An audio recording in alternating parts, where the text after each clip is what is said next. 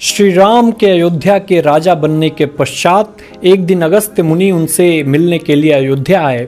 वार्तालाप करते हुए लंका युद्ध का प्रसंग छिड़ गया। राम ने उन्हें बताया कि किस तरह उन्होंने रावण और कुंभकर्ण जैसे असुरों का वध किया। उन्होंने अगस्त्य मुनि को लक्ष्मण की वीरता के बारे में बताते हुए कहा कि लक्ष्मण ने भी इंद्रजीत और अतिकाय जैसे शक्तिशाली असुरों का वध किया। ये सुनकर अगस्त्य मुनि ने श्री राम से कहा कि भले ही रावण और कुंभकर्ण महान योद्धा थे, परंतु लक्ष्मण ने इंद्रजीत का वध किया, इसलिए वे सबसे बड़े योद्धा हुए।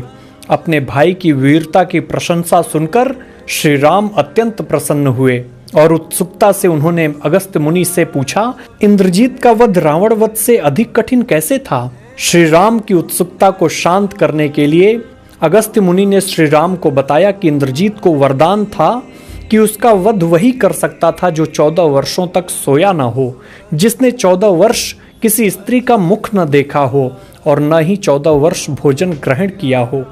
ये सुनकर श्री राम बोले, वनवास के समय मैं नियमित रूप से लक्ष्मण को उनके हिस्से के फल फूल देता रहा हूँ। मैं सीता के साथ एक कुटी में रहता था, बगल की कुटी में लक्ष्मण थे, फिर सीता का मुख भी न देखा हो और 14 वर्षों तक सोए न हो, ऐसा कैसे संभव है? अगस्त्य मुनि श्री राम की बात सुनकर मुस्कुराए और कहा, क्यों न लक्ष्मण जी से पूछा जाए। अपने प्रश्नों के उत्तर जानने के लिए श्री राम ने लक्ष्मण जी को बुलाया और कहा कि हम तीनों 14 वर्षों तक साथ रहे, फिर तुमने सीता का मुख कैसे नहीं देखा? फल दिए गए फिर भी अनाहारी कैसे रहे और 14 वर्षों तक बिना सोए कैसे रहे? लक्ष्मण जी ने श्री राम को बताया कि मैंने कभी सीता माँ के चरणों के ऊपर देखा ही नहीं। आपको स्मरण होगा जब सुग्रीव ने हमें सीता माँ के आभूषण दिखाकर पहचानने के लिए कहा, तो मैं उनके पैरों के आभूषण के सिवाय कोई और आभूषण नहीं पहचान पाया था। आप और माता एक कुटिया में सोते थे। मैं रात भर बाहर धनुष पर बाण चढ़ाए पहरा देता था। जब निद्रा ने मुझ पर नियंत्रण लाने का प्रयत्न किया तो मैंने निद्रा को अपने बाणों से वेध दिया था। तब निद्रा ने हार कर स्वीकार किया कि वो 14 वर्ष तक मुझे स्पर्श नहीं करेगी।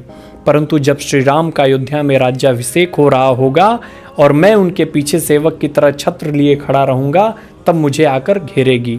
आपको याद होगा राज्याभिषेक के समय मेरे हाथ से छत्र गिर गया था। मैं जो फल फूल लाता था आप उसके 3 भाग करते थे। एक भाग देकर आप मुझसे कहते थे, लक्ष्मण फल रख लो। आपने कभी फल खाने के लिए नहीं कहा। फिर बिना आपकी आज्ञा के मैं उसे कैसे खाता? मैंने उन्हें संभाल कर रख दिया और वो अभी भी उसी कुटिया में रखे होंगे। श्री राम के कहने पर लक्ष्मण जी चित्रकूट की कुटिया में से उन सभी फलों को टोकरे में रखकर ले आए और दरबार में रख दिया। जब फलों की गिनती शुरू हुई तब उसमें देखा कि 7 दिन के हिस्से के फल नहीं थे।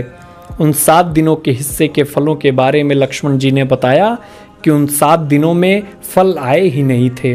वो इस प्रकार है, जिस दिन हमें पिताश्री के स्वर्गवासी होने की सूचना मिली हम निराहारी रहे। जिस दिन रावण ने सीता माता का हरण किया उस दिन फल लाने कौन जाता?